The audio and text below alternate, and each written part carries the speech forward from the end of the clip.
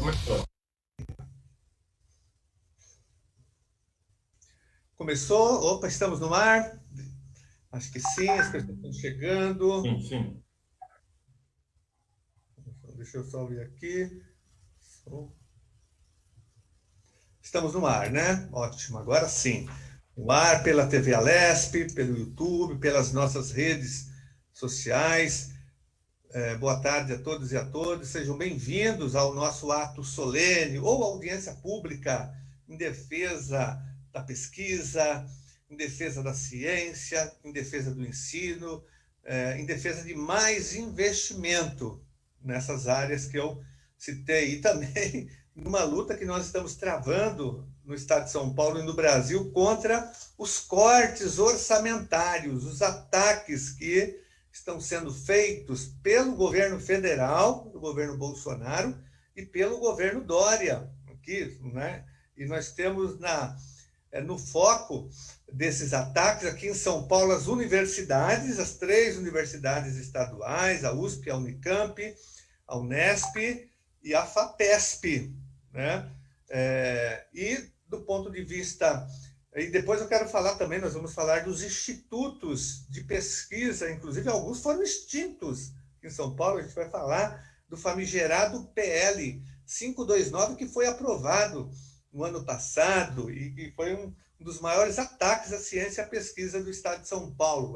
Foi uma reforma administrativa que ocorreu aqui antes da reforma, antes da PEC 32, o Dória se antecipou.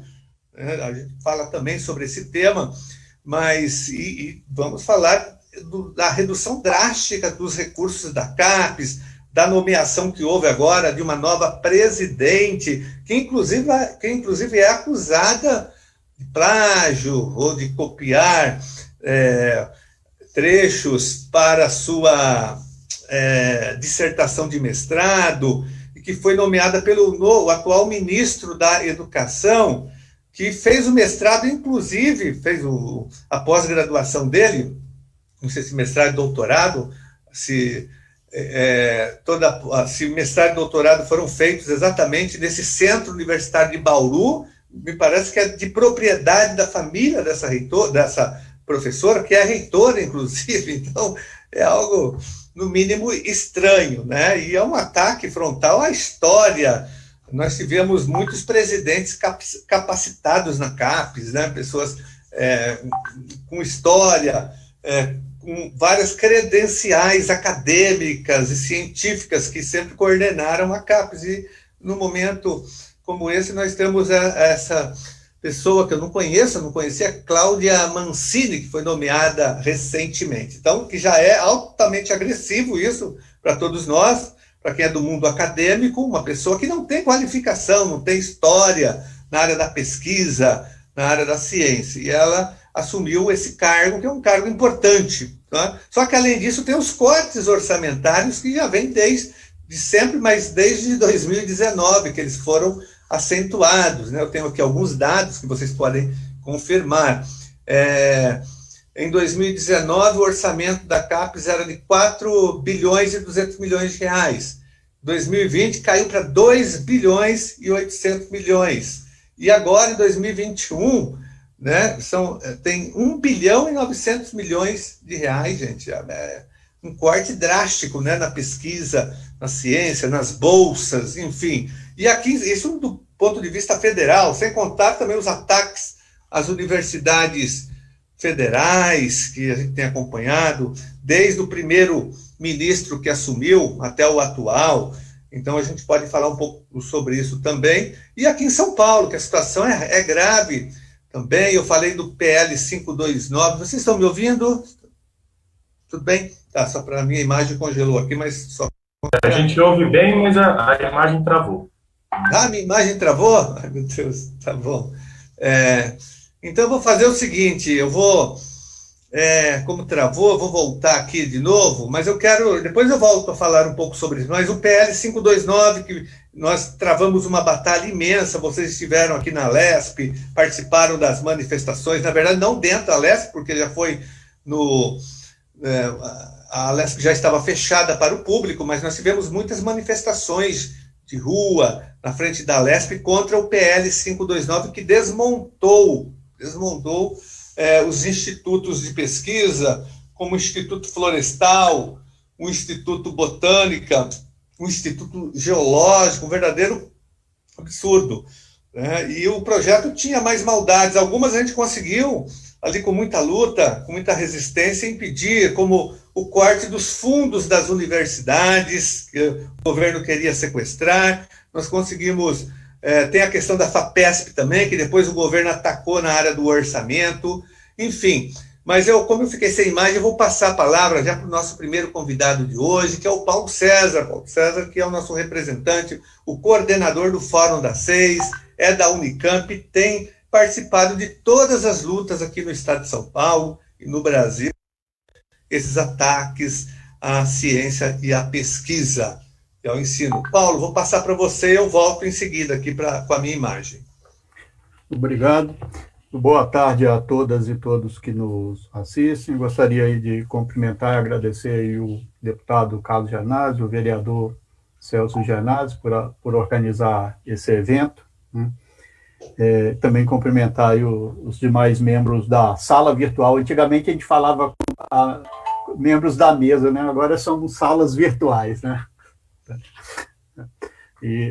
Bom, eu acho que, como o Gianazzi colocou, né, a ciência e tecnologia e também as universidades, que não dá para falar no Brasil em ciência e tecnologia sem falar nas universidades, que é o locus onde a maioria das pesquisas são feitas, né? Basicamente, as pesquisas no Brasil são feitas nas universidades, principalmente as públicas, federais e estaduais, e os centros de pesquisa. O estado de São Paulo é o principal estado com centros de pesquisa, onde concentra-se a maioria dos centros de pesquisas estaduais e os centros de pesquisas federais, principalmente a Embrapa e alguns outros, e não vai muito mais além disso, né? Outros locais que fazem pesquisa, em geral, são empresas que também são estatais, tipo Petrobras. Então, pesquisa no Brasil é feita, né, por funcionários públicos ou funcionários de alguma autarquia pública. Tá certo? Então, acho que, como o Gianazzi está falando, a gente está vivendo, né, nesse momento, uma crise, acho que sem precedente, né, na ciência e tecnologia, em termos de corte, não só de corte de verbas, de orçamentos para pesquisa, mas mesmo os ataques mais gerais também, né, com negacionismo e assim por diante. Mas é importante a gente colocar, né, que a ciência e tecnologia, né, a ciência no país, a pesquisa e as universidades, elas sofrem ataques há décadas, né? E eu costumo falar, basicamente, não só nesse coisa, mas em dois grandes tipos, né, de ataques que a gente tem sofrido. Um é, propriamente dito, as verbas, né, ataques com cortes de verbas para a pesquisa, e outro, né, é um ataque que muitas vezes, inclusive, tem a colaboração por dentro dos próprios institutos, das próprias universidades, que é a privatização desses entes de pesquisa, né, tanto os centros de pesquisa, os institutos de pesquisa, quanto as próprias universidades.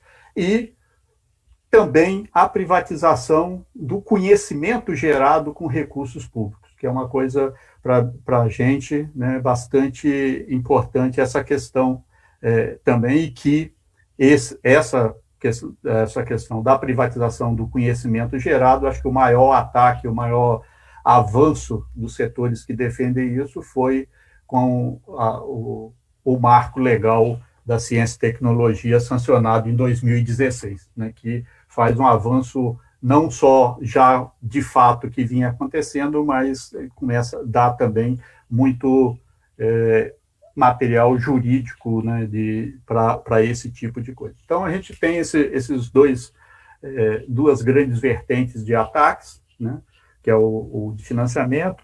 No caso aqui, em São Paulo, o Gianazzi já fez um histórico, né, dos ataques mais recentes desse governo Dória, né, principalmente através do PL 529, onde tentava cortar recursos das universidades, o corte dos recursos das universidades era através de uma devolução de um suposto superávit que as universidades teriam, né?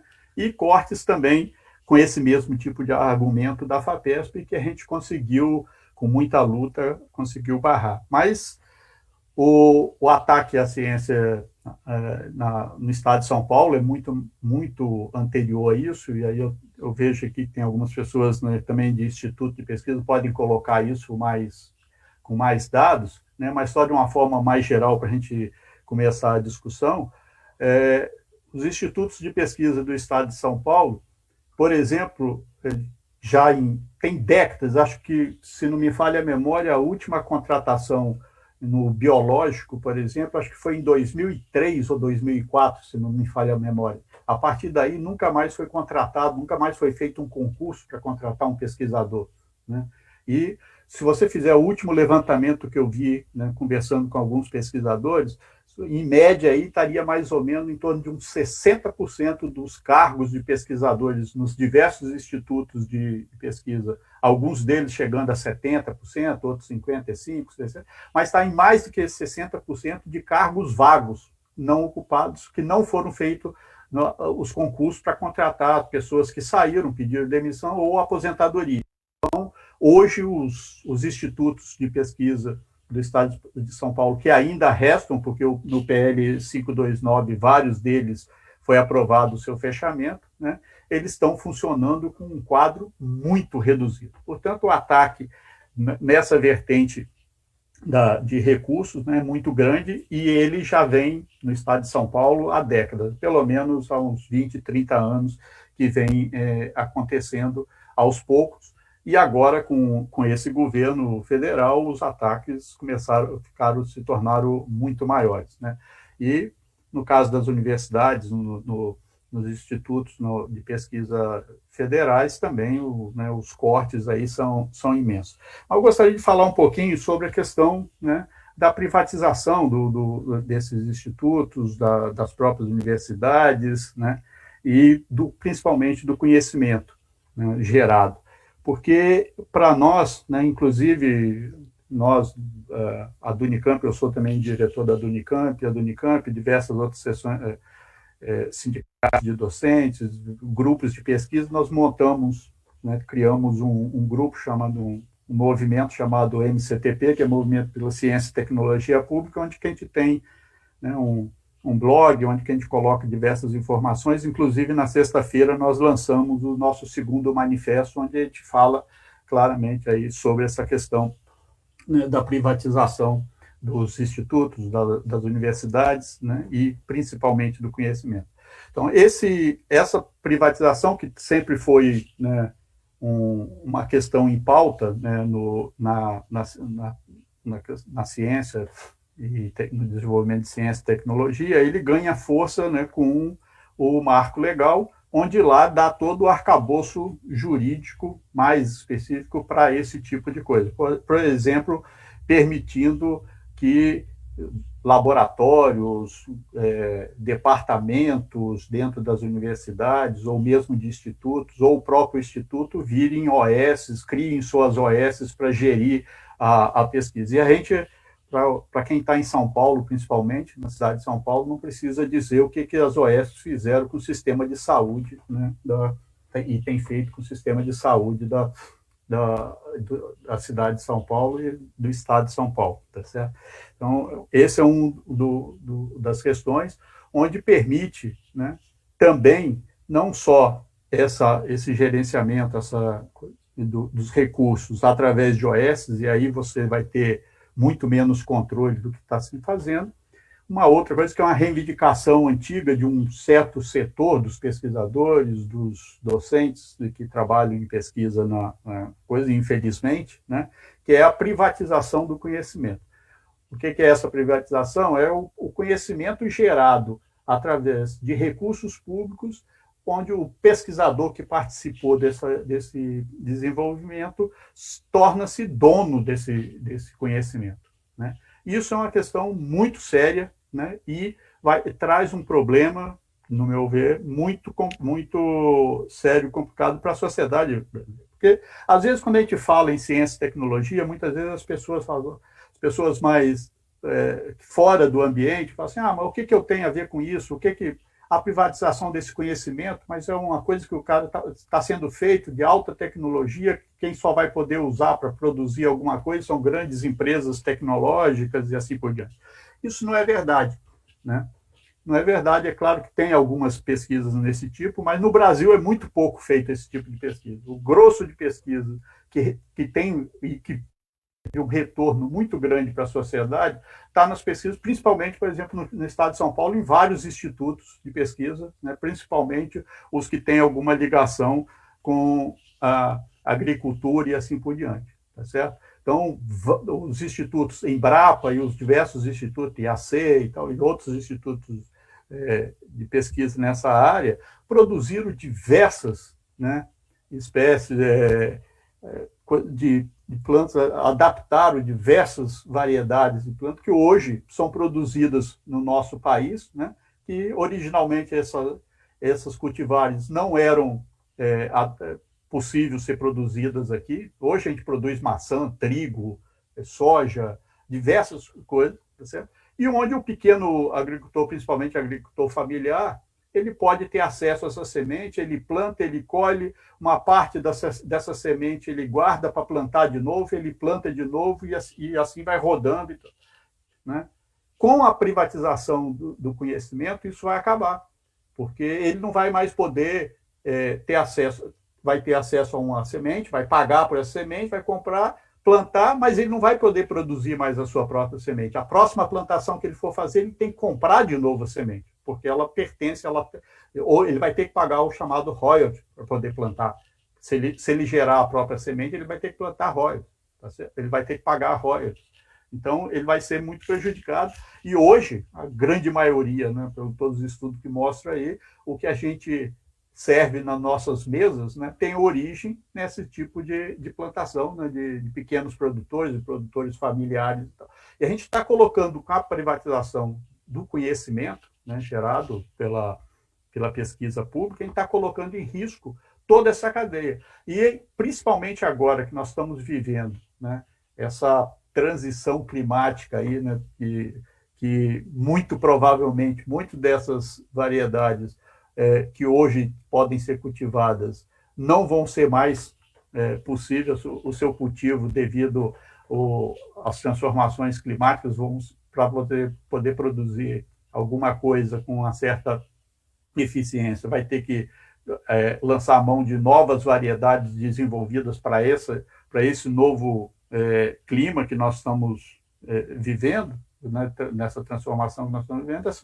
Essas pessoas, principalmente os pequenos agricultores e os agricultores familiares, vão ser muito prejudicados porque não vão ter mais acesso, né, não vão mais poder entrar em contato com o IAC, conseguir um pouco de semente, ou com a Embrapa, conseguir um pouco de semente, plantar e fazer as suas sementes, né, produzir as suas próximas sementes para as próximas colheitas. Então, acho que isso é uma coisa importante. E, infelizmente, como eu disse, né, por exemplo, o marco legal de ciência e tecnologia, ele praticamente foi escrito por setores da academia, né, principalmente ligados à SBPC, ABC, né, e agências de fomento, né, aquela associação de agências de fomento teve uma participação importante na escrita do marco legal, e que, infelizmente, a discussão sobre esse marco foi muito prejudicada. Nós mesmos,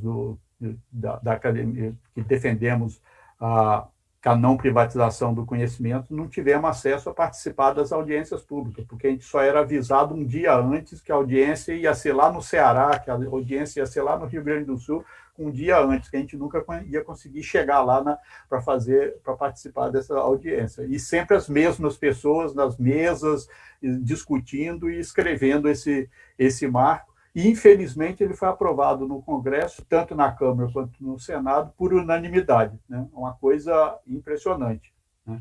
Então, fica aí, né, um recado importante a gente lutar, né, contra essas questões, né, que são...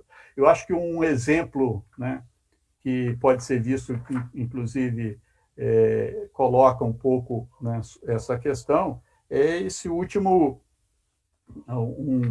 acho que foi no dia 7, né, passado, aí, a FAPESP fez um webinar para discutir a questão de ciência e tecnologia na pandemia, né, e o termo de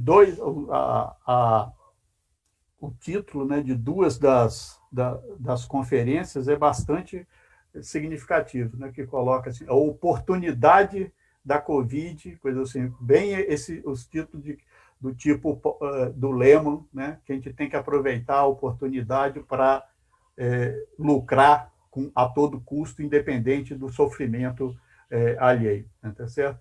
Então, eu até sugiro que se entre na página da FAPESP, procure por esse webinar e dá uma olhada lá para você ver os títulos das duas últimas palestras, né, que mostra que são palestras com empresas que a FAPESP financia, né, no seu programa PIP, né, mas com esse caráter, né, de que a Covid é uma oportunidade de negócio, né, que você não pode perder. E tal. É uma coisa impressionante para que lado nos está levando. Né? Não podemos aceitar esse tipo de coisa. Eu acho que Janás, eu vou parar por aqui, depois, nas perguntas, voltar à discussão, né, fazendo mais uma fala mais geral. Como eu estou vendo que tem várias pessoas que são de áreas mais específicas, aí devem abordar um pouco mais cada uma dessas questões. Tá? Obrigado.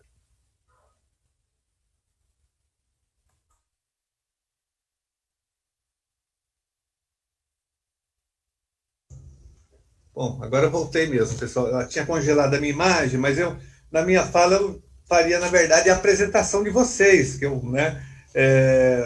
Paulo acabou de falar agora, que eu já tinha apresentado, logicamente, como Paulo César, professor da Unicamp, representante do Fórum das Seis. Nós estamos também com o João Paulo Feijão Teixeira, que é da Associação dos Pesquisadores do Estado de São Paulo.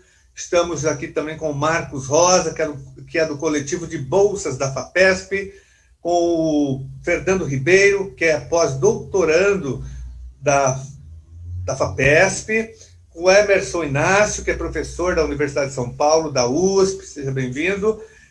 Nós estamos também com o professor Nassar Dagastali, é isso, professor da Universidade Federal do ABC, e também com o vereador Celso Janazzi, aqui da Comissão de Educação da Câmara Municipal de São Paulo, que tem também atuado bastante nessa área, nos ajudou bastante contra a aprovação do 529, contra o desmonte dos institutos de pesquisa, e também com a professora e supervisora de ensino aqui de São Paulo, a Luciene Cavalcante, que é pedagoga da USP, fez mestrado na Unicamp e é pesquisadora, estudiosa do direito à educação.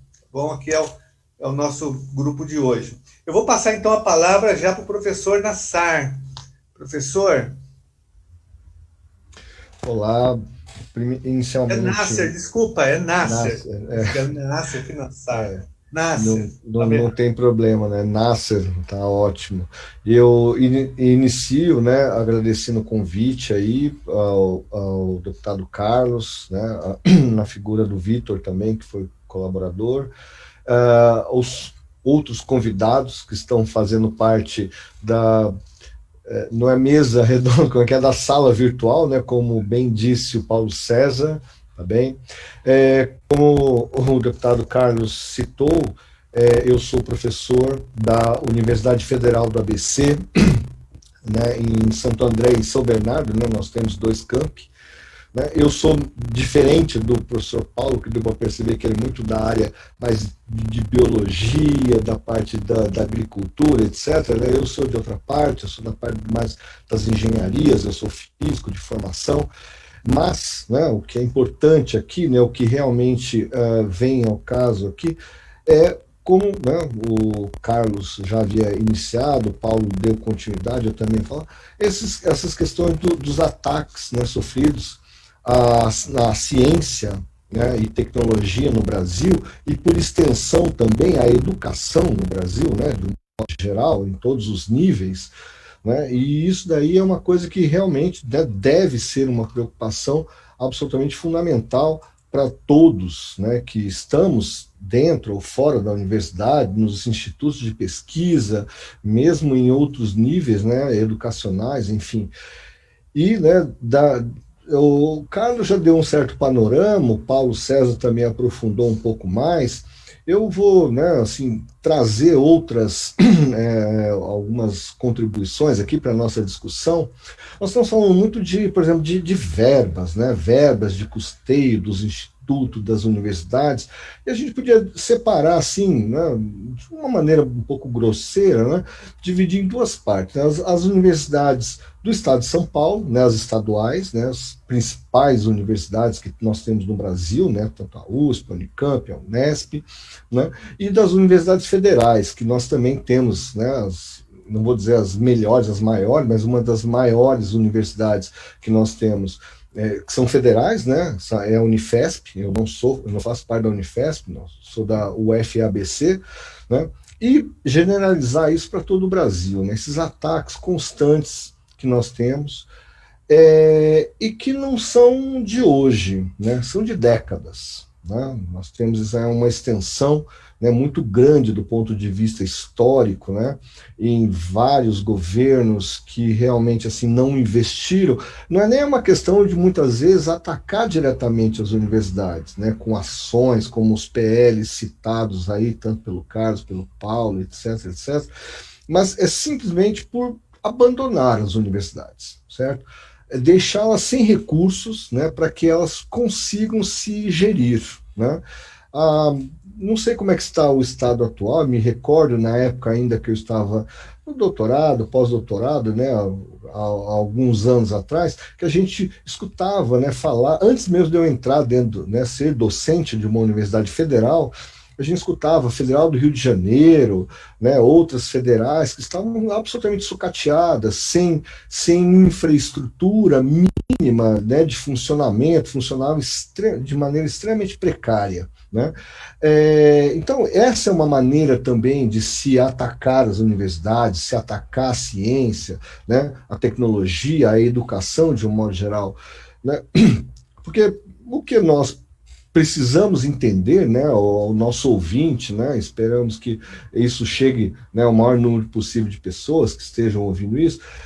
O que é importante nós deixarmos bastante claro aqui quais são, na verdade, né, os motivos que nos fazem lutar pela universidade daqui públicas do Brasil. De uma coisa assim bastante simples, né? 90% mais de 90% do conhecimento científico e tecnológico gerado no Brasil anualmente, elas são fruto das universidades públicas. Sejam elas estaduais, né, como no caso aqui no estado de São Paulo, né, com as principais universidades do Brasil, né, aqui, seja também pela contribuição das universidades federais e estaduais de outros estados, etc. Então, ou seja, mais de 90% de tudo que se conhece, de tudo que se produz de conhecimento, né, estão dentro das universidades públicas. Daí a necessidade absoluta da defesa da universidade pública, certo? Nós irmos em busca de encontrar caminhos, né, para preservação e aprimoramento, né, do sistema público de saúde. Né? E dentro disso, é óbvio, né, na tecnologia, que é o que de fato, né, faz com que um país se desenvolva. Né? Eu não vou nem dar exemplos longínquos, né, fora, tal, até um pouco fora da nossa área, é o que nós estamos vivendo hoje, né, nesse momento, e há mais de 1 ano e 3 meses, se não me engano, né, assim começou lá em janeiro no mundo, mais ou menos em março aqui no Brasil, que é a pandemia, né, o Covid, certo? É um impacto muito grande. Eu nunca imaginei, acredito que a grande maioria de todos mundo, nunca imaginaríamos estar vivendo uma situação global, né? Não somente num determinado país, numa determinada região, mas do ponto de vista global. como é que nós estamos encontrando caminhos para tentar salvar vidas, no final das contas? É através de ciência. É a ciência que, de fato, está nos trazendo isso.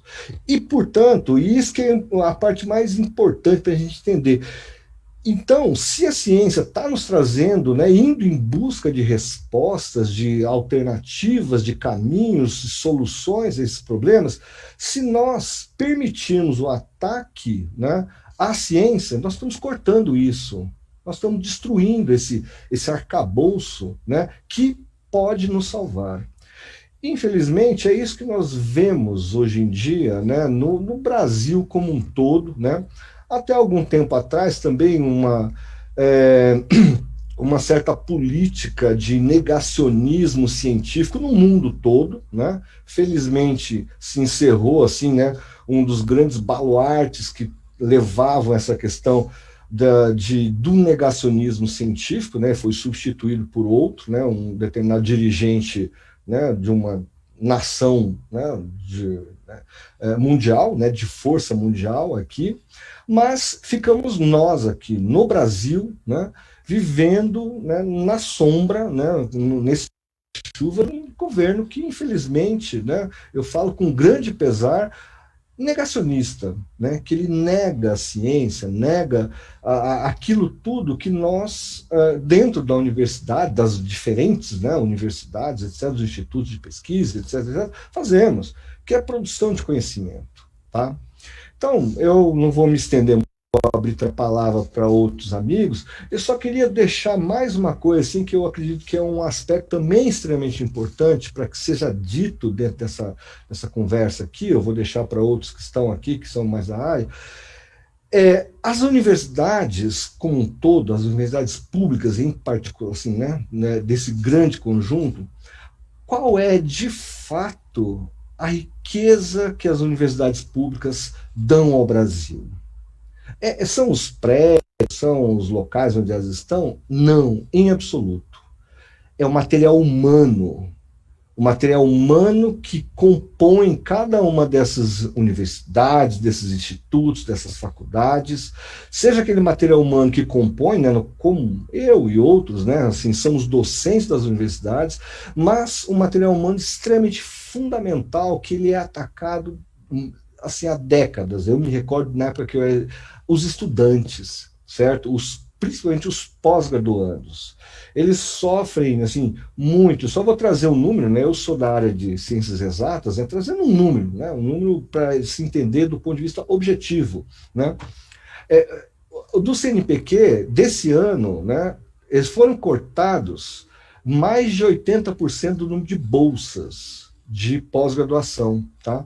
Eram um pouco mais de 3 mil bolsas, né, que foram, né, solicitadas, né? Na verdade 4 mil, né, pedidos, né, de bolsas foram aprovados, né, dentro assim, ó, esses pedidos têm mérito, uns 3 mil, um pouco mais de 3 mil, né? No entanto, foram cedidas apenas um pouco mais de 350 bolsas, ou seja, 13% do número total de bolsas. E essas bolsas aí servem para o quê? Para justamente esses alunos, né, esses pós-graduandos, não vou nem chamar de alunos, eu os considero profissionais, certo? Eles são profissionais que estão, né, fazendo um trabalho fora, né, depois da sua graduação. São eles que estão dentro desses institutos de pesquisa, por exemplo, lá dentro do Butantan, lá dentro da Fiocruz, etc., né, ajudando a desenvolvimento de vários conhecimentos que propiciam para nós todos, né, bem-estar, né, vida, enfim, no final das contas. Então, eu gostaria de deixar bastante claro. Então, nós precisamos defender as universidades públicas, precisamos defender as suas autonomias, e não somente a autonomia financeira, certo? Que eu acho que é fundamental, a autonomia, entre aspas, assim, administrativa, né? Nós somos das universidades federais, nós, nesses últimos 2 anos e poucos, estamos sofrendo ataques constantes. Por exemplo, a troca de reitores, né? Sempre vai uma lista, vou escolher tal reitor. Por quê? Porque ele gosta, amigo de alguém lá de Brasília, entendeu? São coisas que nós precisamos nos defender mesmo, né? Literalmente uma defesa, né, da universidade. Estão em várias, dezenas, centenas de diferentes frentes, tá bem? Bom, eu deixo por aqui a palavra a outra, agradeço, né, aos nossos colegas aqui, mais uma vez agradeço ao deputado Carlos, etc., e aos meus amigos aí de bancada, eu vou chamar bancada também, na sala virtual. Até mais. Obrigado, professor Nasser, pela sua intervenção. Eu vou chamar agora o João Paulo Feijão Teixeira, que é engenheiro, ele também trabalha com computação, engenheiro elétrico, né, João? E ele é da Associação dos Pesquisadores do Estado de São Paulo e acompanhou muito essa luta do 529. Eu tenho certeza que você vai abordar a questão da extinção dos nossos institutos de pesquisa aqui no Estado de São Paulo. Só pegando uma deixa do professor Nasser, política negacionista, a gente sabe que o Bolsonaro é declarado, né, contra a ciência, contra a pesquisa, contra tudo. O governo Bolsonaro é o governo da destruição nacional, em todas as áreas praticamente. Não tem uma área que ele não esteja utilizando políticas de destruição, de desmonte, sobretudo das áreas sociais. Agora, aqui em São Paulo, o Dória tenta vender a imagem de que é o homem da ciência, e não é. Ele é um factoide também, é um marqueteiro de quinta categoria. Todos se lembram muito bem que em 2019 ele foi em Davos e tentou vender o Instituto Butantan. Ele estava colocando à venda o Instituto Butantan em 2019. Todos se lembram disso? O desmonte aqui dos nossos institutos de pesquisa, as privatizações já feitas do zoológico, do Instituto Botânico, enfim, ele fez um estrago aqui já em São Paulo, fez na prefeitura, o Celso pode falar também sobre isso, sobretudo na área da educação, cortou as verbas da saúde no orçamento agora de 2021, ele cortou 600 milhões, em plena pandemia, 600 milhões foram retirados do SUS aqui de São Paulo, nesse orçamento de 2021, ele queria tirar 800 milhões, nós fizemos oposição, conseguimos reduzir para 600 milhões, que é muito, né? Reduzir o dinheiro das santas casas, fez um estrago, gente, na ciência, na pesquisa, enfim. Então, ele também é negacionista, só que ele tem um verniz, né? Ele tem um discurso de defensor da ciência, mas também faz cortes profundos nessas áreas que nós estamos debatendo aqui. João, é com você a palavra. Obrigado. Eu queria saudar o deputado Carlos Gianazzi, o vereador Celso Gianazzi, os demais participantes desse painel e os que nos assistem, né? E eu gostaria de destacar a importância de discutir esse momento da pesquisa científica em São Paulo. Eu tracei um roteirozinho e vou segui-lo e provavelmente vou repetir o que muitos já falaram ou falarão, mas eu acho que para colocar o meu ponto de vista sobre esse assunto. Inicialmente, eu gostaria de fazer uma correção. Na realidade, eu sou engenheiro agrônomo, pesquisador científico aposentado do Instituto Agronômico, tá? Então, é que houve uma pequena confusão aí com relação à formação. Mas é essa a formação, ok? Então, colocando o assunto que eu trouxe, eu ponho o seguinte: a pandemia provocada aí pelo vírus SARS-CoV-2 expôs uma face da ciência que resolve problemas, que salva vidas, que é indispensável. A sociedade reconheceu a importância da ciência por isso. Ficou e permanecerá marcante a atuação das nossas instituições na área da saúde, com vacina, diagnósticos, mapeamento genético, monitoramento de variantes do vírus e desenvolvimento de soros, entre outras coisas. Mas a importância dos institutos públicos, que eu vou focar nessa minha fala, vai muito além disso. Não se limita à contenção de uma pandemia. São anos de história dos institutos de pesquisa públicos de São Paulo, alguns, inclusive, centenários, que trabalham em prol da sociedade, aí, gerando riqueza, sustentabilidade, saúde pública, igualdade social. Esses institutos suportam tecnicamente a produção animal, vegetal, transferindo tecnologias voltadas à alimentação, a manejo, sanidade, novas variedades, nutrição, controle de pragas e doenças. Exemplos foram dados pelo professor Paulo, inicialmente aí nesse painel. Atuam nas questões também, esses institutos, né, relacionadas à própria biodiversidade, ao problema da mudança climática, do planejamento territorial, do uso e ocupação de solos, na conservação da água e na identificação de riscos geológicos. Esses pontos todos fazem parte da atuação desses institutos públicos de pesquisa de São Paulo.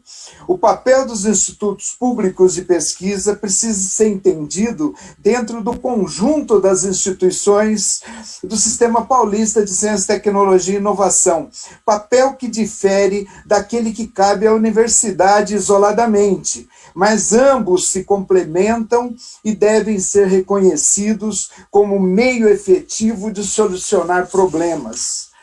Deve-se ter claro, né, entretanto, que há problemas que afetam os institutos públicos de pesquisa científica do Estado de São Paulo. Nos últimos anos, o Estado tem investido cada vez menos nesse segmento de pesquisa, em especial referente ao seu recurso humano, o que afeta a produtividade dessas instituições. Não se tem reposição de pessoal há muito tempo, e a defasagem salarial está presente, evidenciada inclusive por salários diferentes para integrantes de mesmas funções e mesma carreira.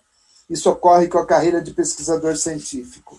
Hoje, áreas vitais, inquestionavelmente importantes para suprir de tecnologia, conhecimentos e inovação a demanda da sociedade, estão reduzidas e mesmo cessaram atividades pela falta de pessoal. Outras que deveriam ser objeto de atenção de pesquisa por representarem novos campos ou recursos tecnológicos que deveriam ser agregados, não são. Perde-se conhecimento não codificado, e o conhecimento acumulado também se perde. Não se transfere, não se transmitem informações e experiência entre os pares. Não se cria importante cadeia de conhecimento essencial para a efetividade das ações de pesquisa. Para você ter uma ideia do que falamos, nos últimos 5 anos, o quadro de pesquisadores científicos desses institutos públicos, são 19 ao todo, teve redução de 25%. O quadro reduziu para pesquisador científico em 25%. Os últimos concursos ocorreram, como o professor Paulo disse, em 2003. O quadro de apoio à pesquisa tem 77% de cargos vagos. Isso afeta todos os 19 institutos de administração direta estadual, inclusive os da saúde. O Instituto Butantan, aí tão destacado no discurso governamental, tem 46% de cargos de pesquisadores que estão vagos. E hoje, cerca de 50 pesquisadores do Butantan têm tempo para aposentadoria, ou seja, cerca de 36% do quadro do Butantan pode se aposentar hoje. Na agricultura, estudo oficial recente, aí, de 2020, aponta para a redução prevista de pesquisadores dos institutos da área da agricultura em 41% em 2025. Ao se comparar o quadro daquela data com o de 2019. Quer dizer, em 5, 6 anos, vão ter quase metade dos pesquisadores que atuam hoje na área da agricultura. E não bastando esse diagnóstico, o governo estadual, através da Lei 17.293, que é fruto aí do PL 529, retirou os saldos remanescentes de recursos captados gerado pelos institutos de pesquisa. E mais grave do que isso, extinguiu o Instituto Florestal e a SUSEM de maneira explícita. E extinguiu o Instituto de Botânica, o Instituto Geológico, para fundi-los em uma nova unidade de pesquisa. E aí, pasmem, passados 6 meses da edição, da promulgação dessa lei, que foi em 15 de outubro de 2020, passados mais 6 meses já, né? Não aconteceu nada de destinação que a lei previa. Então, passados 6 meses que foram dados pela lei para a efetivação dessas medidas, ainda não se tem destinação para essas instituições e para os recursos humanos que lá atuam, desorganizando, desestimulando, desestruturando a pesquisa ambiental no Estado e as ações de saúde pública que eram conduzidas pela SUSEM. Na agricultura, tem um decreto de reestruturação dos institutos que está sendo gestado desde 2019 e aparece frequentemente como uma ameaça e tem levado à insegurança e incerteza para as instituições da agricultura. São alguns pontos que eu gostaria de ressaltar. E São Paulo não pode ficar somente ao sabor dos desígnios da área de economia governamental. Essas coisas todas aconteceram por conta ou por justificativa de economia, de momento de déficit orçamentário, etc. Mas nós não podemos ficar ao sabor dos desígnios da área de economia governamental, responsável pela extinção desses institutos. E mais, essa situação poderá se agravar pela iminente falta de recurso, pelas ações de redução de investimento, pela alta faixa etária de grande parte dos pesquisadores científicos em atividade, pela escassez de pessoal de apoio, pela ameaça para o futuro da carreira de pesquisador científico, que tem por base a avaliação sistemática dos integrantes por mérito. A ciência e a tecnologia são cumulativas. Se o Brasil perdeu o que acumulou em décadas de pesquisa científica, além das consequências para a sociedade, perderá, inclusive, relevância na comunidade internacional, justamente agora, quando enfrentamos crescentes desafios em escala global. Há de se lembrar também o problema do fomento de ciência e tecnologia no âmbito federal, que já foi lembrado aqui hoje, afetando desde agora a formação de recursos humanos e o desenvolvimento tecnológico, e que não se prevê avanços ou coisa diferente proximamente. A busca por recursos competitivos de fomento, mesmo no estado de São Paulo, no âmbito dos institutos públicos de pesquisa, que contam com equipe desfalcada, não se concretiza no montante desejado. Há uma diminuição da capacidade de firmar novos compromissos com financiamentos. Isso limita a captação de recurso competitivo disponível no Estado. E, finalmente, também há de se cumprir, e aí eu lembro isso, o governo de São Paulo há de cumprir a Constituição Estadual e instalar o Conselho Estadual de Ciência e Tecnologia, o CONCIT, visando definir verdadeiramente uma política de ciência, tecnologia e inovação para o Estado de São Paulo. Fórum esse que, além de instâncias governamentais, deva ter representação das várias instituições geradoras de ciência e tecnologia, públicas e privadas, e dos pesquisadores, além de representação dos setores primário, secundário e terciário, que são demandantes da inovação tecnológica. Tenho dito. Obrigado. Obrigado, João Paulo, e quero me desculpar, é que eu li o seu currículo errado, na verdade. Eu estava lendo do Paulo. Tranquilo. Porque você é Paulo e ele também é Paulo. É Paulo, Paulo, César, né? Paulo, e ele colocou no chat e eu fiz confusão. Você é engenheiro agrônomo, Tranquilo. o Paulo é engenheiro elétrico, eletricista, né? Como o Celso é o vereador Celso Gianazzi, Paulo César também é engenheiro elétrico, como você. Aí na mesma Ok. então, desculpa, hoje eu estou derrapando na pista aqui, aí já errei o Não, nome do Nasser, hoje eu não estou... Sem problema. Aqui, né? Posso mais errar. Gente, nós vamos terminar só o primeiro bloco com os professores e já entro com os alunos, tá bom? Vou chamar agora o professor Emerson Inácio, da Universidade de São Paulo. Emerson. Estou aqui. Boa tarde, deputado Carlos Gianazzi. Agradeço pelo convite.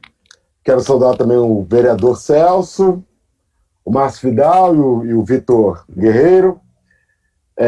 Meu vizinho, Marcos Rosa, que está aqui, o Fernando, que foi aluno nosso na USP, né, na Faculdade de Filosofia, e a Luciane Cavalcante, né, que eu tive o prazer de conhecer há um tempo atrás. Eu vou pegar a carona do meu colega da Federal do ABC, colega Nácia.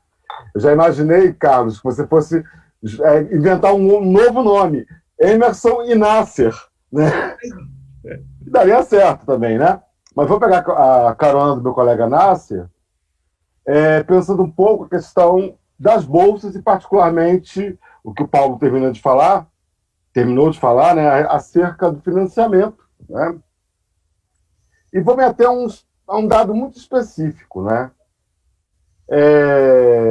Mais cedo eu fui fazer uma pequena pesquisa para essa fala, né, para não chegar aqui e fazer feio diante de um convite, e observei uma coisa. Nos 21 anos que nós temos de implantação da política de cotas do Brasil, o aumento de número de vagas, né, nós tivemos um aumento muito grande no número de vagas, depois com o ProUni e outras ações dos governos estaduais e federais, como a adoção, por exemplo, do Enem pelas universidades paulistas e coisas do tipo, desproporcionalmente, quer dizer, ou proporcionalmente, melhor dizendo, as bolsas diminuíram, né? Ou seja, aumenta-se o ingresso, né? Universidades públicas sendo abertas em diversas cidades, né? Fazendo parte desse processo de democratização do ensino superior, né? Que sempre foi uma demanda social, né? E política também. Em contrapartida, as bolsas elas não foram acompanhando a mesma expansão, digamos assim, né? Da mesma forma que a inserção no campo das políticas universitárias, né, de graduação e pós-graduação, de um novo perfil de alunos, também deixou, né, de corresponder para o passo ao que vinha acontecendo, né? Talvez há 30 anos atrás, aquele mito de que a USP fosse uma universidade para ricos, né, para pessoas muito ricas, se justificasse, né? Eu não uso carro, né? Então eu tenho uma medida muito significativa, né, que é o número de pessoas no ponto de ônibus. Né? Lá, às 10h30 da noite, quando nós terminamos as nossas aulas no campus Butantã, né? Há 10 anos atrás, quando eu tinha carro, aqueles pontos eram vazios. Hoje já não são mais, né? E quem pega carro são justamente os alunos, ou que entraram pelas cotas, ou que entraram pelas políticas de inserção, quais fossem, né? E mesmo a universidade. Se a gente pensa, por exemplo, em termos de política de permanência de alunos, corte, por exemplo, nas bolsas de C, que são o pior tiro no pé, né, que o CNPq ou qualquer outro órgão de fomento poderia ter dado. Porque nós estamos comprometendo uma geração inteira de pesquisadores. Porque essas bolsas que nós não tivemos, e nós particularmente, das ciências humanas, este ano, que nós não tivemos, quero deixar muito claro, né? Ano passado já foi aberto um edital muito estranho, depois reabriram, incluíram as áreas das ciências humanas. Este ano, por exemplo, a coisa andou no mesmo nível, né? Eu já não tive, por exemplo, alunos de iniciação científica, pelo segundo ano já não os tenho. O que interessa ao aluno, sobretudo aquele vindo das classes populares, das classes mais pobres, das classes trabalhadoras, ter algum tipo de incentivo para permanecer na universidade. A universidade é pública, mas o transporte público não é, a alimentação não é, as cópias, os livros não são, né? E esses R$ 400, né? que é o valor, hoje em dia, de uma bolsa de iniciação científica, para muita gente, né, faz uma diferença enorme. Né? Sobretudo, torna a frisar o tipo de alunos, né, que nós passamos a receber. Né? E quero deixar muito claro, né, antes que pareça estranho eu estar falando isso, mas a Universidade Pública Brasileira, né, ela é felicíssima, foi felicíssima ao implantar determinadas medidas para que todas as classes sociais pudessem ter acesso pleno à universidade. Né? Eu sou de uma geração que eu estou na universidade em 1991, né? E fiz 4 vestibulares. Né? Até eu chegar lá, a coisa custou bastante, né? E tenho orgulho também de dizer que sou aluno de escola pública a vida inteira. Só pus pé em universidade particular ou escola particular quando fui, né? Já era formado em letras. Só para terminar, que eu acho que já deve estar no meu tempo, se não tiver estar perto, não é? Eu acho que a pandemia nos serviu para uma coisa, né? Para colocar, de certa maneira, a ciência de uma maneira positiva, né, no foco das coisas. Só que há um outro trabalho, e esse trabalho pode ser feito por nós que estamos na universidade, mas com as pessoas também que estão engajadas na universidade, né, que essa falsa concepção, ou que a pesquisa científica ela deve gerar um lucro imediato e que determinadas áreas do saber não são ciência. Eu não me sinto menos cientista que um colega da engenharia, por exemplo. Né? Mas há uma certa visão dos poderes públicos, né, estaduais e também federais, que olham essa díade, acreditando, olha, ciências humanas precisa de dinheiro para quê? A gente dá um bastão de giz, uma lousa verde, ó, e está tudo muito bom. A gente sabe muito bem que a universidade não é feita só disso. Né? Então, como é que ficam, por exemplo, áreas como a história, letras, né, a minha área, diante de uma política pública que acredita que se a pesquisa científica não dá lucro, ela não serve para nada. É uma reflexão a que nós temos que nos dedicar um pouquinho. Né? E, por último, né, pensar também que a pesquisa ela tem uma função social. Né? Ela não tem só uma função meramente acadêmica e voltada para a universidade. Né? Eu sempre faço questão de dizer, quando me perguntam, vocês não fazem ciência, né? Fazemos sim. Aí como é que fica a produção do conhecimento? A gente está produzindo conhecimento o tempo todo, né? A gente produz impacto, por exemplo, nas grandes políticas públicas, né? Em termos de ação afirmativa, de inclusão de pessoas LGBT. Né? Coincidência ou não, essas grandes iniciativas que transformaram a universidade pública nos últimos 20 anos partiram das ciências humanas. Né? Então, de certa maneira, a gente está causando impacto, né? A gente sempre vai causar impacto, ou incômodo, né? Eu até prefiro causar incômodo do que impacto. Justamente porque, ao pensar o humano, a gente pensa também as dimensões várias que a ciência possa assumir. Agradeço, Carlos Gianazzi, o convite por estar aqui. Saúde dos meus colegas. O Carlos congelou de novo, pelo menos para mim. Obrigado, Emerson, pela sua intervenção, pela sua contribuição aqui com o debate. Congelou, mas vocês estão me ouvindo, né? Eu quero...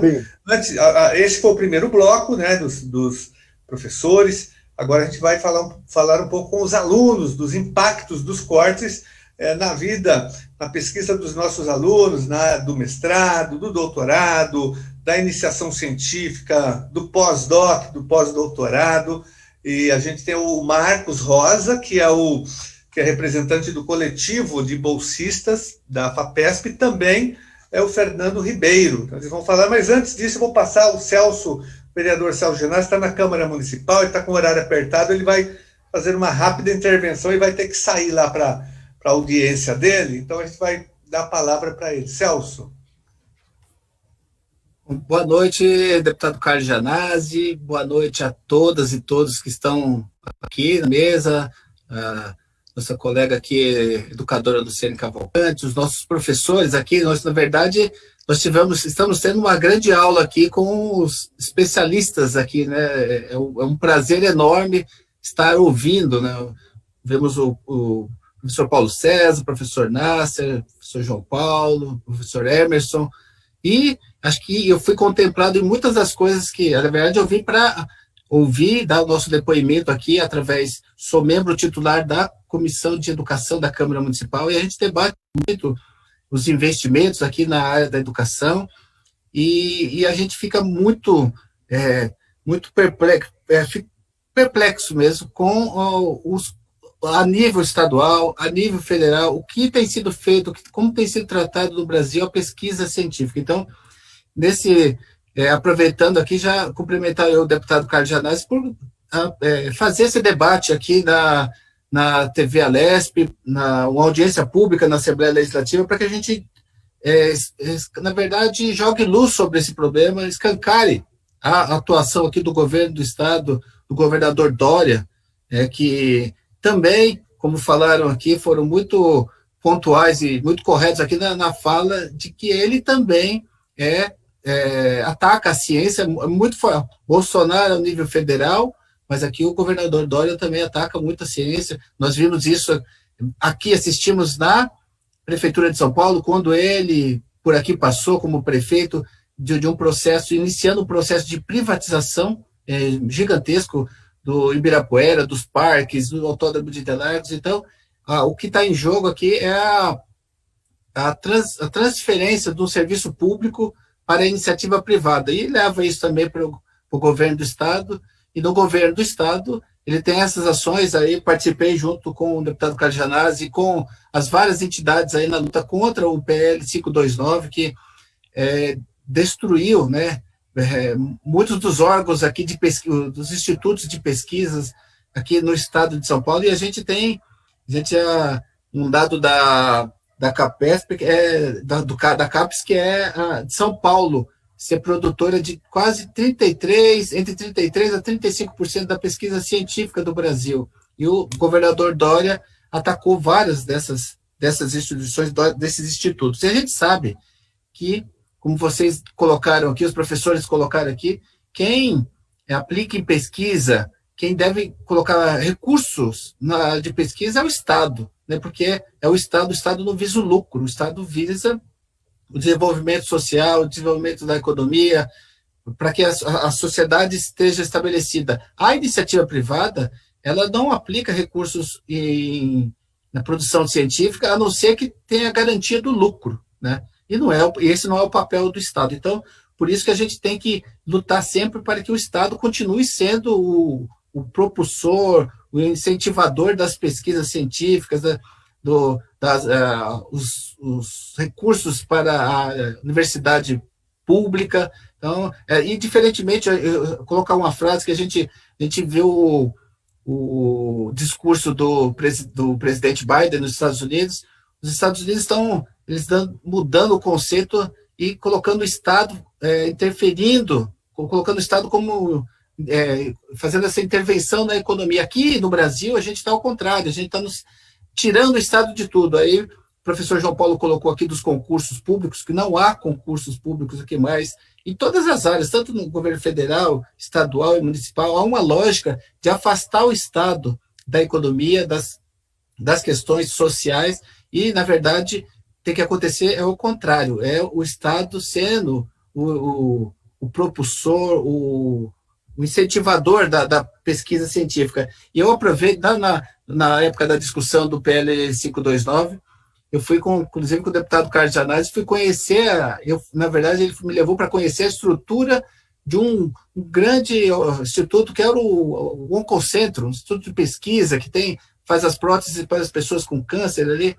e o governo quis acabar com o instituto que faz pesquisas, e para as pessoas, né, atende pelo SUS, né, olha, pelo SUS, que o SUS nesse momento que nós estamos vivendo daqui da pandemia, é o grande responsável por salvar as nossas vidas aqui. Se não fosse o SUS, se não fosse a pesquisa, nós estaríamos num quadro ainda pior. E o SUS, apesar de todo o ataque, apesar dos governos que passaram por aí, nós estamos ainda com o SUS cumprindo esse papel fundamental. Eu fui, então, ao Oncolcentro e vi o governador Dória querendo destruir um instituto importantíssimo que faz pesquisa, e as pesquisas feitas, levadas adiante por esses institutos, elas dão resultado a médio e longo prazo. Então, não é um resultado de curto prazo que se possa medir. Então, é importantíssima a nossa luta em defesa da pesquisa científica, em defesa de recursos para as universidades, as nossas universidades públicas aqui, a USP, a Unicamp e a Unesp, a FAPESP. Então, e tudo passa pela questão de verbas, né? Discutir verbas, discutir orçamento, a aplicação de recursos do ICMS maior aqui para as universidades públicas, para que elas possam, de fato, cumprir o seu papel, que é de incentivar a pesquisa, incentivar a produção acadêmica, que é o que vai nos tirar, o que vai nos diferenciar para sermos um país sem tantas, no combate às desigualdades. A gente só vai sair desse cenário que a gente está vivendo se houver pesquisa, se houver recursos para pesquisas, para desenvolvimento social, se tiver investimento em educação. Fora disso, a gente não vai seguir adiante, a gente vai ficar patinando nesse coisa. Então, combater isso, combater os governos negacionistas, né? O governo federal negacionista que nega a ciência a todo momento, nas frases, e nós temos também um governo do Estado negacionista, que diz uma coisa e faz outra, né? Nós estamos todos os projetos aqui, o deputado Carlos Gianazzi pode falar muito bem dos projetos aí de ataques, né? Ataques às universidades, ataques aos serviços públicos no estado de São Paulo, né? E aos institutos de pesquisas aqui. Então, eu agradeço o convite de estar aqui e, assim, nos associar a essa luta, né? Da Câmara Municipal, colocar a Câmara Municipal para entrar nesse debate também, de lutar por mais recursos nas universidades, por mais recursos na pesquisa científica, para que a gente possa, de fato, crescer. Muito obrigado. Obrigado, Celso. O vereador Celso Gianazzi tem colocado o gabinete dele, o mandato na Câmara Municipal a serviço dessa luta, sendo um ponto de apoio importante aqui na capital. Quero passar a palavra, então, agora para o Marcos Rosa, que representa, né, esse coletivo de alunos com bolsas da FAPESP. Marcos Rosa. Boa tarde, tudo bem? Obrigado, Carlos, pelo espaço. Eu sou doutorando em História pela Unicamp, sou bolsista FAPESP desde 2018, fui bolsista FAPESP de mestrado, tive uma outra bolsa no meio do caminho que se chamava Bolsa de Treinamento Técnico, e agradeço muito a oportunidade de estar falando. De começo, eu preciso dizer que para a gente que recebe bolsa, para a gente que está estudando, é evidente que está cada vez mais difícil conseguir uma bolsa, cada vez mais difícil a gente ser aprovado pela FAPESP para ter uma bolsa, ou mesmo que a gente tenha uma bolsa otorgada pelo governo federal, CAPES, CNPq, e a situação ficou ainda mais difícil, mesmo para quem tem bolsa após a pandemia. Eu represento aqui um coletivo de bolsistas da FAPESP, hoje a gente tem 629 bolsistas que são inscritos, e esse coletivo surgiu durante a pandemia para a gente tentar contornar um pouco os problemas que a gente está enfrentando, e até agora a gente teve muito pouco sucesso, simplesmente porque a gente não conseguiu nenhuma resposta, por exemplo, da FAPESP, às demandas que a gente tem apresentado. Desde que a quarentena começou, que, enfim, a própria pandemia começou, nós começamos a notar uma série de danos à nossa formação e à nossa pesquisa, e que começou, por exemplo, com relação a gente não conseguir acessar laboratórios, a gente não conseguir acessar bibliotecas, a gente não conseguir acessar arquivos, enfim, uma série de instituições que são fundamentais para que a gente faça pesquisa, e ao mesmo tempo a gente não conseguir sair do país, que é uma questão que é super importante para a nossa formação, porque a gente precisa ter que a gente chama de estágio internacional, seja para ter acesso a laboratórios que a gente não tem no Brasil, seja para ter acesso a produção de conhecimento, a técnicas que não tem aqui, seja para colher material de pesquisa, que determinadas pesquisas só exigem campo fora do Brasil.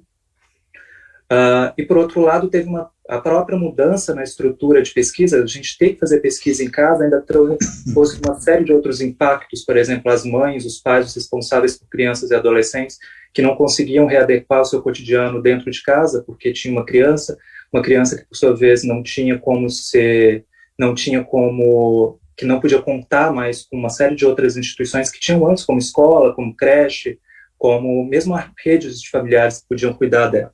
Nesse sentido, a gente tinha uma pesquisa meio preliminar que foi feita, e as pessoas que eram responsáveis por crianças e adolescentes, 80% delas só estavam conseguindo ter 3 dias de tempo para se dedicar à sua pesquisa, ou seja, à sua profissão, dentro da sua casa, que era um dado assim, super alarmante. Nesse sentido, a gente começou a se reunir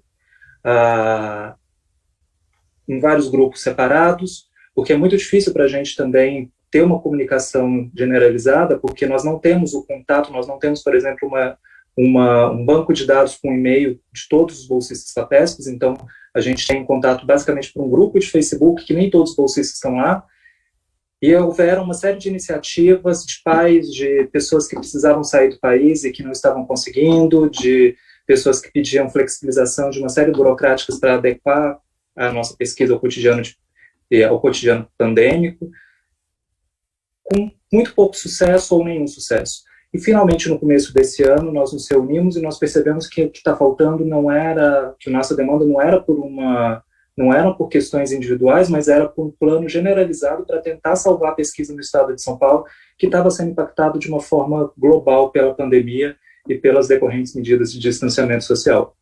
Nós, então, escrevemos uma carta para a FAPESP, uma carta aberta. Essa carta foi noticiada pela Folha de São Paulo no dia 17 de fevereiro, e até hoje nós não tivemos nenhuma resposta da FAPESP. Nós também fizemos uma série de iniciativas pedindo reuniões para tentar conseguir articular alguma coisa com eles, para tentar salvar as nossas pesquisas e também minimizar o dano que essa situação tem causado na nossa formação. Lembrando que os objetivos da Bolsa são 2. Por um lado, é a formação pessoal de mão de obra qualificada no estado de São Paulo, que é por isso que nós somos alunos ainda, porque teoricamente estamos em formação, mas também é propiciar a produção de conhecimento. Cada bolsa aprovada, ela significa um projeto que foi aprovado para que a gente tenha determinado, para que a gente possa construir determinada coisa que é considerada de interesse social. Se não houver um plano de recuperação agora, esses conhecimentos, esses projetos, essas pesquisas que foram consideradas de interesse social, elas vão ficar extremamente prejudicadas. Quando nós nos reunimos e percebemos que a gente tinha um problema generalizado, nós fechamos a demanda da uma série de pautas na nossa carta que era para ser discutidas. A primeira delas, que a gente pede, que acreditamos ser fundamental, que é capaz de minimizar os problemas de todos os diversos grupos que estão envolvidos, é a prorrogação de mais um ano das bolsas de pesquisa. A FAPESP concedeu 2 meses inicialmente, isso antes de conversar com a gente. Aliás, a FAPESP não conversou com a gente. Ela já tinha concedido 2 meses, mas 2 meses é absolutamente irrisório perto do tempo que a gente está parado por causa da pandemia. Por outro lado, existe uma série de questões mais técnicas e mais pontuais que ela poderia fazer, que também não tivemos nenhum sucesso até agora.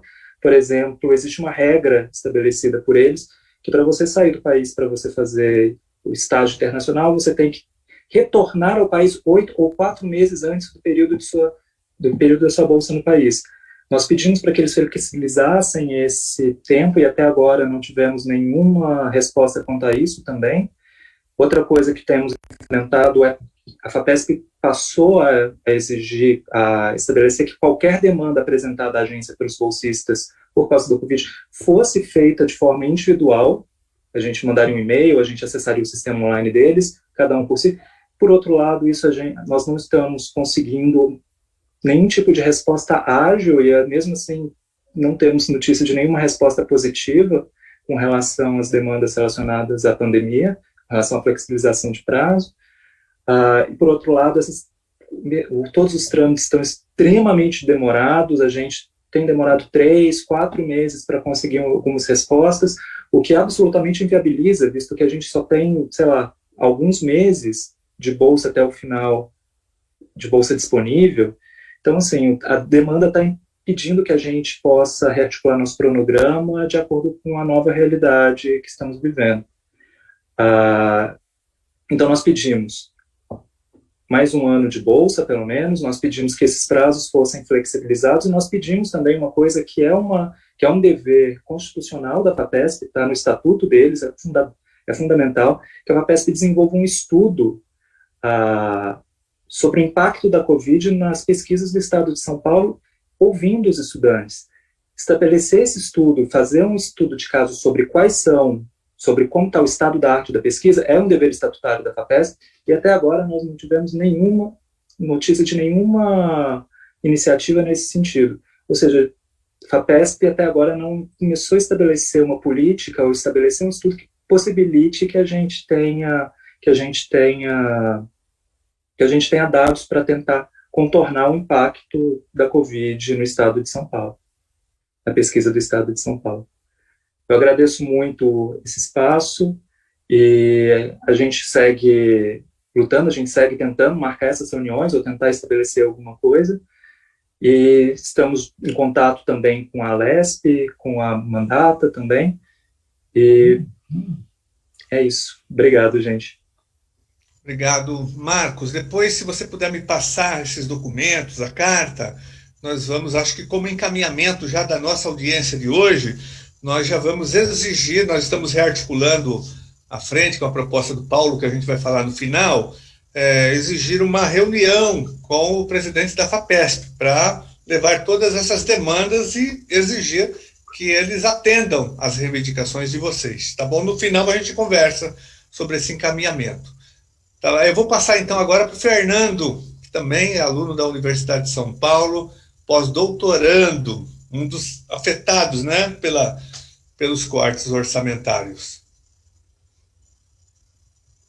Boa noite a todas e todos. Agradeço ao Carlos Gianazzi e ao Celso Gianazzi pelo convite.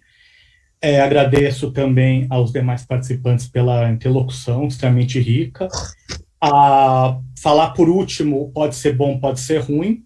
No caso, foi muito bom porque várias questões foram sendo levantadas e eu tinha preparado um roteiro básico, tal como o Emerson disse, de organizar uma fala mais sistematizada. Eu comecei a tentar alterar as coisas, mas eu vou seguir a minha base.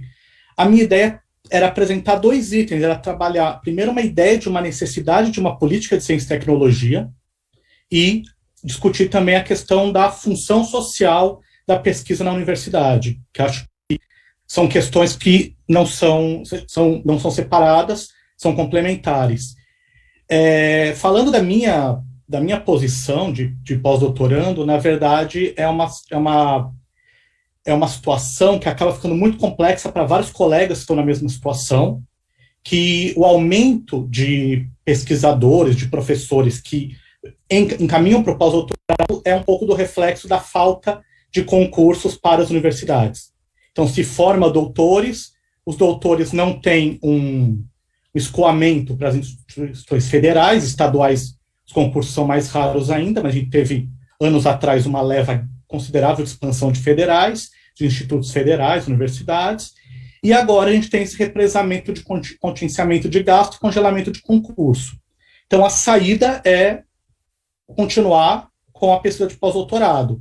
A CAPES teve um congelamento absurdo que praticamente inviabilizou. E a demanda que aconteceu foi todos os pesquisadores indo para a FAPESP solicitar bolsas de pesquisa.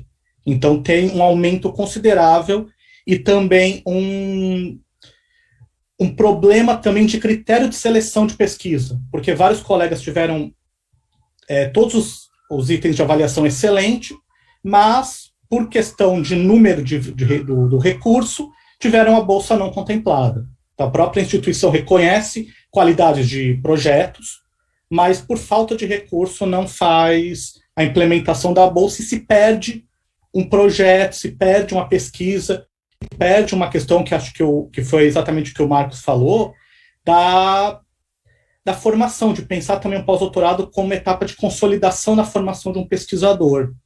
Mas voltando ao item que eu falei primeiro, da necessidade de política de ciência e tecnologia, eu acho que é muito importante agora pensar isso, porque a gente vê agora, o João Dória está investindo muito no Butantan. O Butantan virou a tábua de salvação praticamente do mandato dele. Então ele investe muito recurso no Butantan. E o Butantan estava sucateado, pegou fogo, teve problemas estruturais gravíssimos.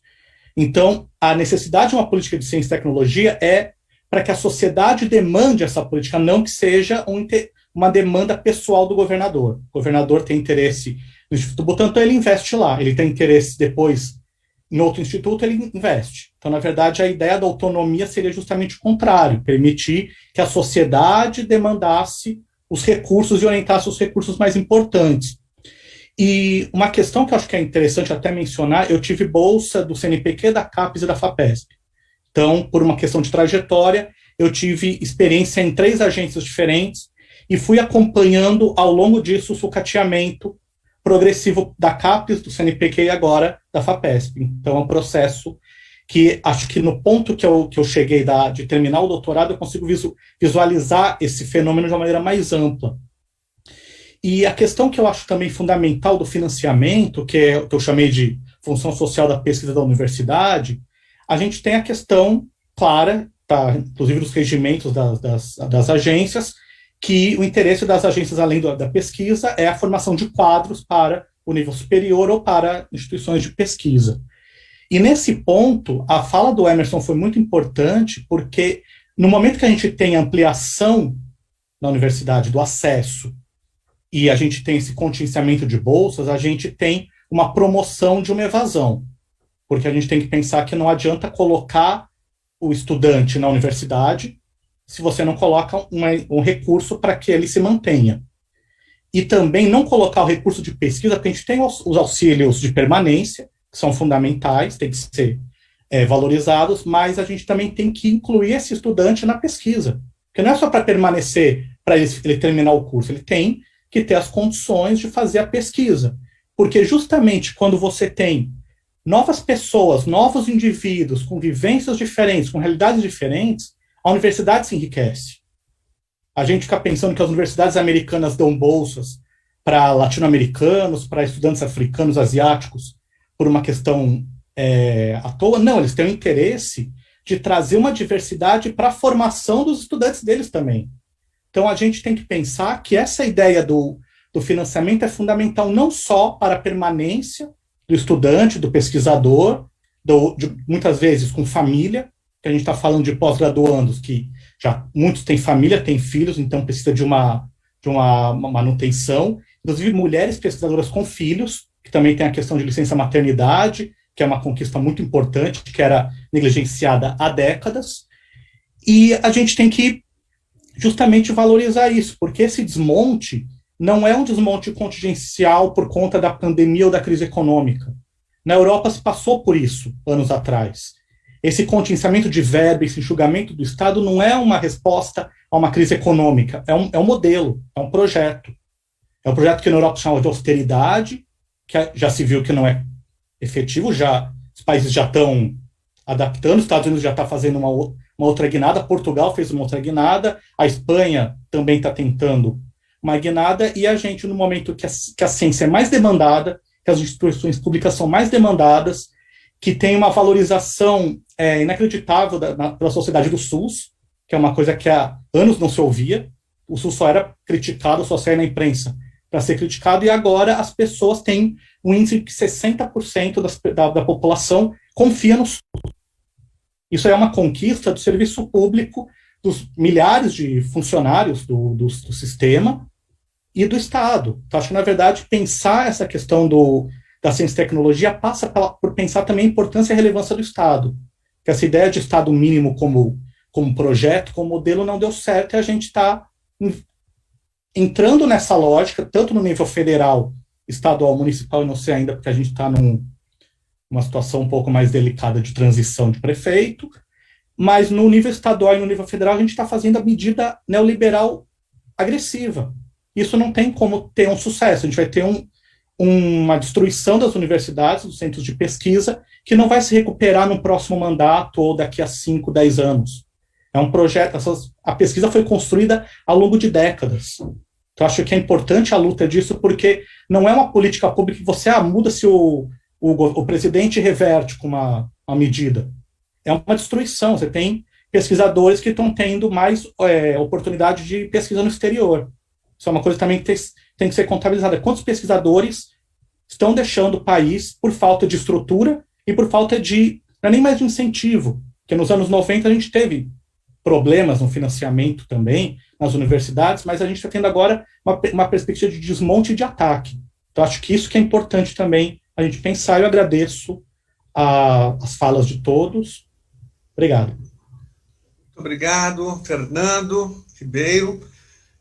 Eu vou passar a palavra, então, à última intervenção da noite, depois a gente faz os encaminhamentos, até porque nós já estamos com o horário bem apertado. Vou passar, então, para a professora Luciane Cavalcante, que é a supervisora de ensino aqui de São Paulo, está na greve, pode dar um informe, se você quiser, Luciane, da greve sanitária da rede municipal de ensino, né, que é talvez uma das poucas greves que faz enfrentamentos hoje, e inclusive com uma perseguição, porque o Fernando Padula, que era o chefe de gabinete do Estado, vocês se lembram dele, que o nome dele apareceu na máfia da merenda escolar, e ele agora é o secretário aqui municipal de educação, e ele está perseguindo os professores que estão fazendo greve, cortando ponto, né, não pagando mais os salários dos professores. Então, você pode falar sobre isso, mas ela é pedagoga da USP, foi da Unicamp e é pesquisadora dessa área do direito à educação.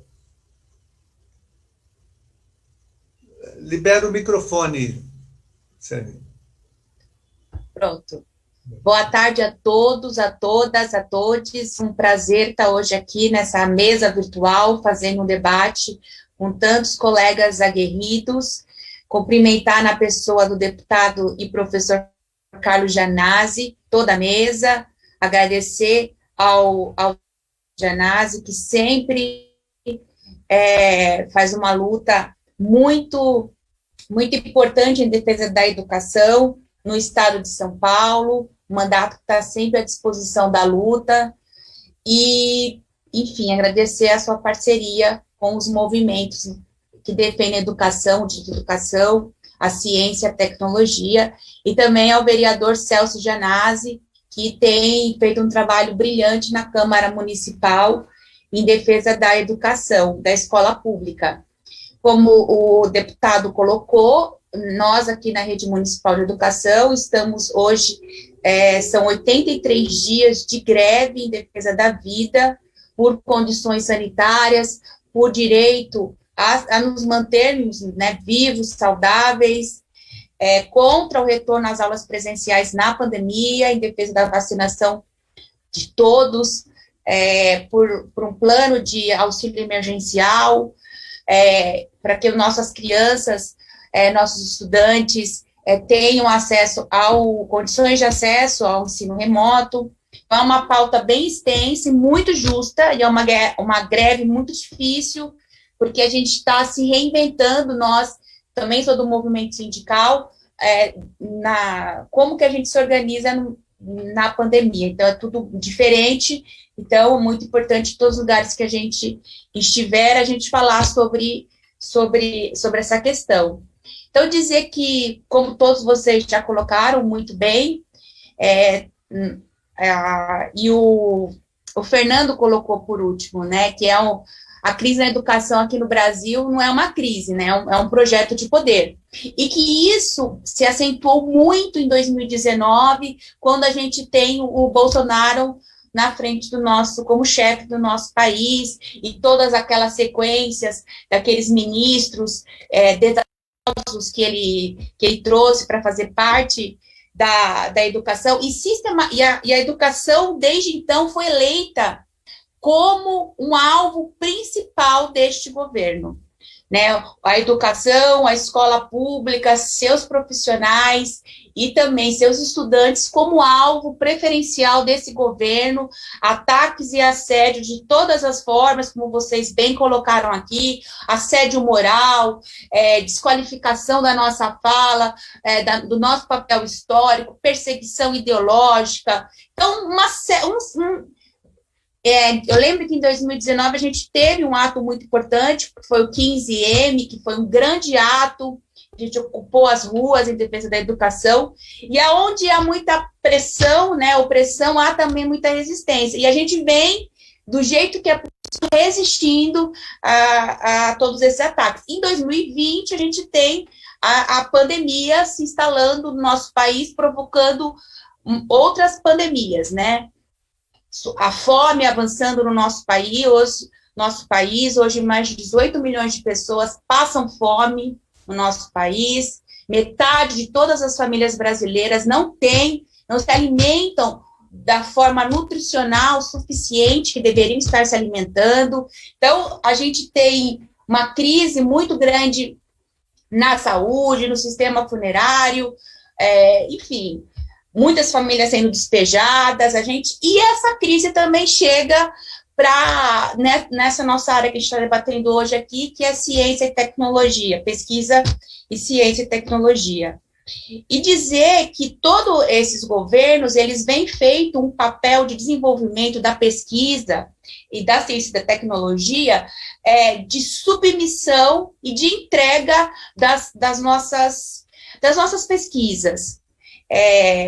Que foi muito bem relatada, essa questão da privatização do conhecimento e também a precarização dessas condições através dos cortes sistemáticos de verbas, e a gente precisa reverter essa situação implementando uma pesquisa, uma tecnologia, uma ciência e tecnologia que vá levar uma educação para desenvolvimento, né, de país, um desenvolvimento de um país que se emancipa, que deixa de ser colonizado, que tem uma situação que não se coloca perante de uma forma altiva como deveria fazer. Então, isso também foi muito colocado aqui já por vocês. E eu queria falar, o Marcos, ele colocou a carta que foi feita, que saiu na imprensa, que é muito importante, e colocar aqui essa questão da pesquisa, enquanto pesquisa remota, é um problema que a FAPESP ela precisa responder, no sentido de dar condições para os pesquisadores fazerem essa pesquisa num outro formato, que agora ele exige equipamentos melhores, uma tecnologia de acesso à internet melhor, e, sobretudo, por exemplo, quando a gente tem essa situação das escolas sem poder atender presencialmente os estudantes, as crianças, os bebês, a pesquisadora que tem um filho pequeno, por exemplo, e está em casa, isso tem um impacto na organização e também vai ter um impacto na pesquisa. E todas essas questões precisam ser observadas. E eu queria propor aqui, como encaminhamento, que o deputado Carlos Gianazzi, que ele já falou que vai fazer essa rearticulação da frente parlamentar em defesa da ciência e tecnologia, que também fosse levado todos esses dados que o professor João Paulo Feijão trouxe, né, de vacância, de cargos vagos, de pesquisas, que isso fosse levado ao Ministério Público para que a gente possa fazer uma pressão no sentido de que os governos façam aquilo que precisam ser feito, que eles tenham responsabilidade. Então, que o Ministério Público seja acionado com relação a essa grave denúncia. Acho que todo o conteúdo, todos os dados que foram colocados aqui são muito relevantes, e o professor João Paulo fala, né, quase mais de 70% dos cargos vagos, mesmo o Instituto Butantan também, numa situação muito difícil. Então, que o Ministério Público venha somar nessa luta e que possa nos ajudar a cobrar o governador, no caso aqui de São Paulo, para que ele faça as coisas, né? Que ele preencha, abra concursos, que ele faça o fomento que seja necessário. Deixa eu ver.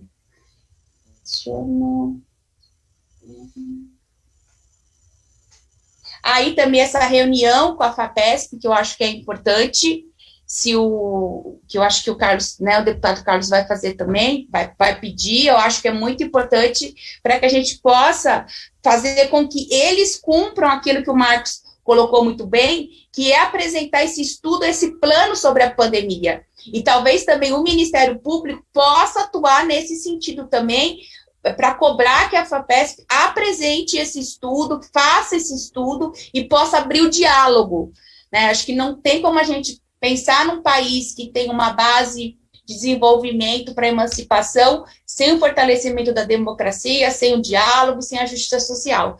Então, eu queria colocar essas considerações também como encaminhamentos. Obrigada.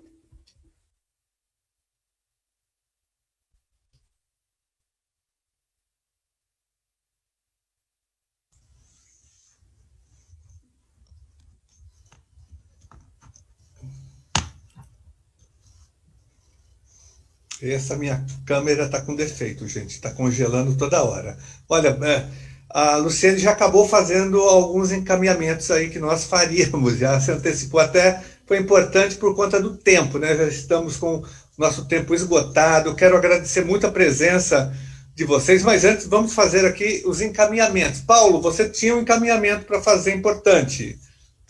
Sim, era a gente retomar a frente parlamentar em defesa das universidades e institutos de pesquisa no estado de São Paulo, né, que acho que já tem mais ou menos uns 8 meses que a gente não faz mais reunião, né, desde aí da pandemia, no começo da pandemia a gente conseguiu fazer.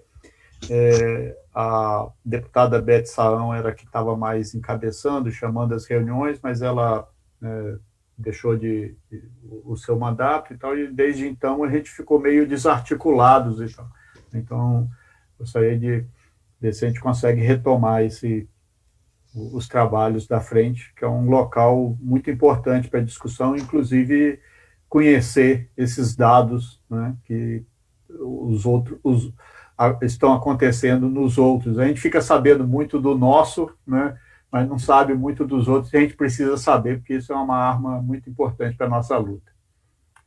Ótimo. Paulo, nós vamos retomar, inclusive eu sou o vice dela, né, da Beth Saão, que saiu por conta do mandato, ela perdeu o mandato, estava judicializado, na verdade, o mandato dela, então ela teve que sair, mas nós vamos assumir agora a frente, né? E nós tivemos problemas aqui na LESP também, porque ela tinha voltado a funcionar presencialmente, agora não está mais presencial, não tem mais sessão presencial, não está difícil organizar qualquer coisa na Assembleia Legislativa, mas nós vamos voltar online mesmo, né, como nós estamos fazendo aqui, até que volte a funcionar presencialmente a LESP, tá bom? Então nós vamos organizar um calendário de reuniões, de encontros, e a gente passa para vocês. A outra proposta importante que a professora Luciane levantou é acionar, de fato, o Ministério Público sobre essa questão dos cargos vagos, da falta de concurso público, da falta de chamada de pessoas que foram aprovadas. É importante que o Ministério Público se posicione, ele tem que ser acionado, provocado, né, porque nós estamos tratando aqui de ciência, e nós vamos ter um apagão, na verdade, de pesquisadores no estado de São Paulo. Essa é a verdade, já estamos tendo. Agora, com a não realização de concursos, com a não chamada de aprovados em concursos.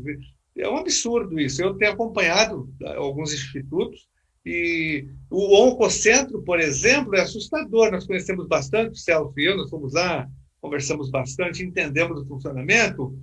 As pessoas vão se aposentar em breve, pesquisadores importantes que pesquisam a questão do câncer, com diagnóstico, tem pesquisa de ponta no Oncocentro nessa área do câncer, e nós vamos perder vários servidores, pesquisadores, dentro de 1 ano, 2 anos, então vai ter um esvaziamento do Oncocentro, porque não tem contratação de novos pesquisadores, né, de pessoas ligadas a essa área. E assim, no Instituto, em todos eles praticamente, nós acompanhamos também muito o Emílio Ribas, aqui em São Paulo, que está sendo privatizado, inclusive, de uma forma disfarçada, enfim. Então, é um debate que a gente tem que fazer junto com o Ministério Público. O MP tem que ser provocado. Então, é um encaminhamento, viu, João Paulo, que a gente vai fazer aqui pela Assembleia Legislativa, pedir uma audiência com o Ministério Público, com a presença de vocês, é importante. E, por fim, a questão da FAPESP. A FAPESP tem a obrigação de receber os alunos, professores, é obrigação, e nós vamos exigir que o representante da FAPESP receba vocês. Ou eu faço um requerimento convocando o presidente da FAPESP aqui na Comissão de Educação. Eu sou membro titular dessa comissão já desde 2007, vou fazer um requerimento, vou pedir para ele amanhã mesmo numa reunião. Se ele não atender a comissão de vocês, eu peço imediatamente a convocação na nossa Comissão de Educação. Não é convocação, ele tem que ir, e vocês vão participar também.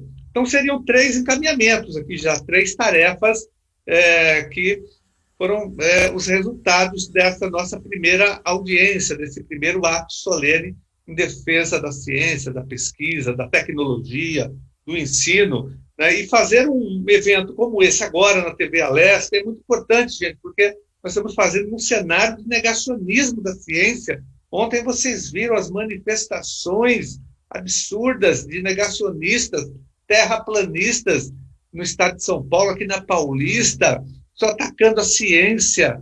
É um absurdo que isso está acontecendo. Então, não é qualquer coisa organizar um movimento nesse momento em defesa da ciência. É um ato altamente revolucionário fazer isso nesse momento. Isso não deveria ser, né? Mas, infelizmente, Esse movimento é muito forte também no Brasil, vocês sabem, sempre foi, né? Só que agora ele saiu do armário com muita força. O Bolsonaro abriu a porta do inferno. Então, todos os monstros estão soltos, e esses negacionistas, eles já existiam antes do Bolsonaro, a gente sabe disso, só que agora eles estão soltos nas ruas, né, em todos os lugares, e a gente tem que fazer, então temos que reafirmar a importância da ciência, da pesquisa, que é atacada não só do ponto de vista financeiro, da falta de recursos, dos cortes orçamentários, da falta de contratação de cientistas, pesquisadores, mas também do ponto de vista ideológico e político. Então, são 2 ataques, né? O ataque ideológico e político e o ataque